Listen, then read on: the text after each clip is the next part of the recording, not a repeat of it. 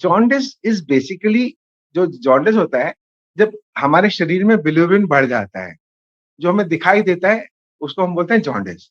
आंखों में दिखता है, फेस पे दिखता है, नेल्स पे दिखता है। तो कोई भी पीलापन जो बिलिरुबिन कलेक्ट होने की वजह से बना है, दैट इज कॉल्ड, उसको हम जॉन्डिस बोलते हैं। न्यूली बॉर्न का जॉन्डिस और बच्चों का जॉन्डिस दो बिल्कुल ही अलग अलग एंटिटी हैं। हमारे शरीर में एक कंटिन्यूअस प्रोसेस है, जो हमारा खून टूटता है, जो बिलिरुबिन बनता है, वो हमारा लिवर इतना काम करता है कि उसको अपटेक करता है, और बाइल सिक्रीशन होता है उसके थ्रू, पेट के रास्ते, पॉटी के रास्ते निकाल देता है। ये नॉर्मल प्रोसेस है, हर आदमी की बॉडी में होता है। न्यूबॉर्न बच्चों में सेम प्रोसेस होता है, बट जो खून होता है वो ज्यादा टूटता है, क्योंकि उनका खून ज्यादा होता है। अगर बड़ों के कंपेरिजन में करेंगे तो न्यूबॉर्न का खून उनके से ज्यादा होता है। तो उसमें बिलिरुबिन, जो अनकॉन्जुगेटेड बिलिरुबिन, ज्यादा बनता है। जो लिवर होता है वो इतना मैच्योर नहीं होता कि जो सारा बन रहा है उसको खा के पॉटी के रास्ते, बाइल के रास्ते निकाल दे। इसीलिए सारे बच्चों में, ऑलमोस्ट हम बोलते हैं 60% बच्चों में, टर्म बच्चों में जॉन्डिस होता ही होता है। 80% प्रीमेच्योर बच्चों में भी होता है।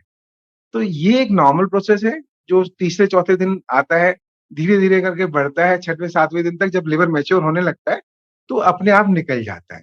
ये नॉर्मल न्यूबॉर्न बेबीज का जॉन्डिस होता है। इसके अपोज में, जैसे हम बच्चों की बात करें, बच्चों का जॉन्डिस जो होता है वो नॉर्मली इन्फेक्शन की वजह से होता है, जिसमें लिवर में सूजन आ जाती है। तो उस प्रोसेस में, जो प्रोसेस है लिवर की अपटेक करने की, वो इम्पेयर हो जाती है, खराब हो जाती है। तो उतना जॉन्डिस नहीं निकाल पाते पॉटी के थ्रू। जो न्यूबॉर्न जॉन्डिस है उसमें कोई सिम्टम नहीं होते, सिर्फ बच्चा होता है जो धीरे धीरे पीला दिखने लगता है तीसरे चौथे दिन, और छठवें सातवें आठवें दिन तक 95% ठीक हो जाते हैं। उसके अपोजिट जो बच्चों का जॉन्डिस होता है, जैसे वो इन्फेक्टिव प्रोसेस की वजह से है, तो इन्फेक्शन के जो फीचर होते हैं, फीवर, उल्टियाँ, पेट में दर्द, चक्कर, घबराहट, भूख ना लगना, फिर बहुत पीली पेशाब आना, उसके बाद फिर सफेद रंग की पॉटी आना, ये नॉर्मल सिम्टम होते हैं बच्चों के जॉन्डिस के। सबसे पहला सिम्पटम जो बच्चों में हो, अगर बच्चे एक्टिव बच्चे होते हैं और बहुत सीवियर नहीं है, तो बच्चे लॉस ऑफ एपेटाइट, भूख कम लगना, वो इनिशियल निशानी होती है जॉन्डिस होने की। अगर हल्का-फुल्का बुखार हुआ, हमने इग्नोर कर दिया, उसके बाद भूख लगनी कम हो गई, तो फिर एक संभावना होती है जॉन्डिस होने की भी। देन एक डॉक्टर से सलाह लेना ज़रूरी होता है।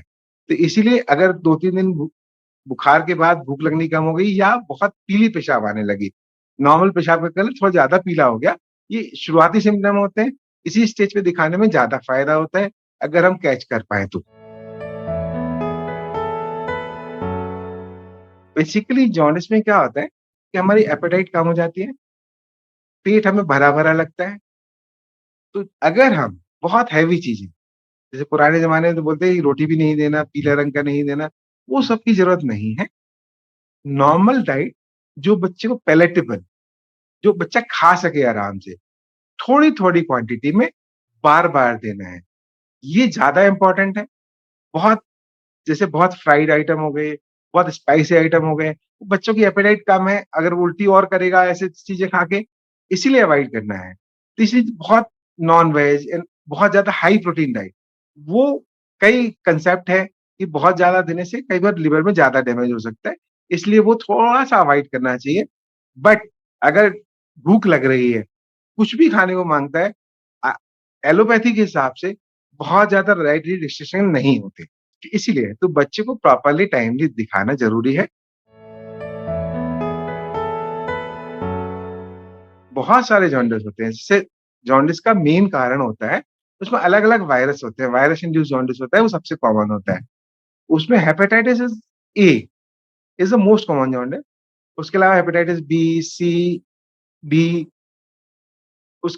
ई, उसके अलावा कुछ और वायरस होते हैं जो as a side effect jaundice पैदा करते हैं, बट वो ना, जो लिवर को डायरेक्ट अटैक नहीं करते, but as a side effect करते हैं।